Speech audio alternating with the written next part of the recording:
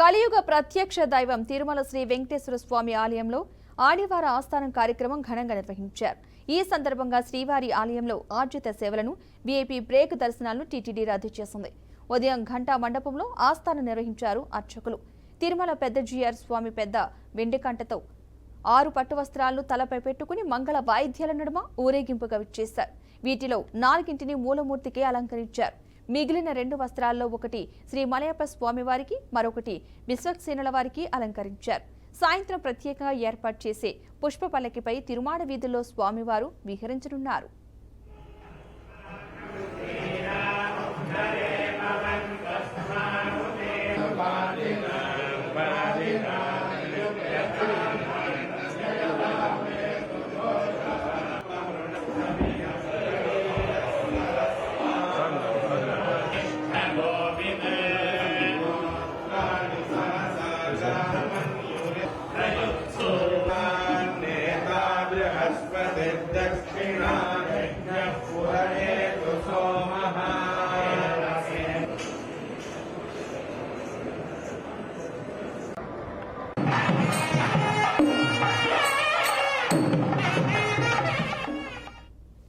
ప్రతి సంవత్సరం దక్షిణాయన పుణ్యకాలం కర్కాటక సంక్రాంతి నాడు అంటే తమిళుల సాంప్రదాయ ప్రకారం ఆడిమాసం చివరి రోజున జరిగే ఉత్సవం కావడంతో ఈ వేడుకలకు ఆదివార ఆస్థానం అనే పేరు వచ్చింది.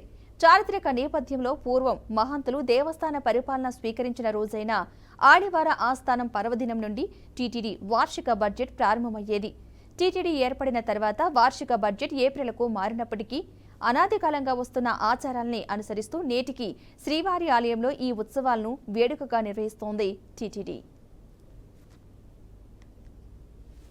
ఈరోజు స్వామివారికి అనివార ఆస్థానం కార్యక్రమం నిర్వహించడం జరిగింది. తమిళ కాలమానం ప్రకారం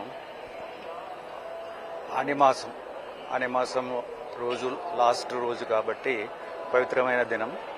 ఈరోజు ఈ కార్యక్రమాన్ని నిర్వహిస్తాము.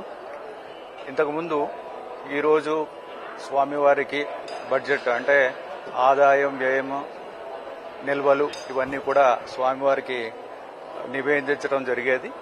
ఆ తర్వాత ధర్మకర్తల మండలి వచ్చిన తర్వాత దీన్ని ఏప్రిల్ నుంచి మార్చికి మార్చడం జరిగింది. ఈరోజు ఆ కార్యక్రమాలన్నీ కూడా నిర్వహించడం జరిగింది. అలాగే ఈరోజు సాయంత్రం శ్రీదేవి భూదేవి సమేతంగా స్వామివారు పూర్వవీధుల్లో పుష్ప పల్లకి మీద ఊరేయడం జరుగుతుంది.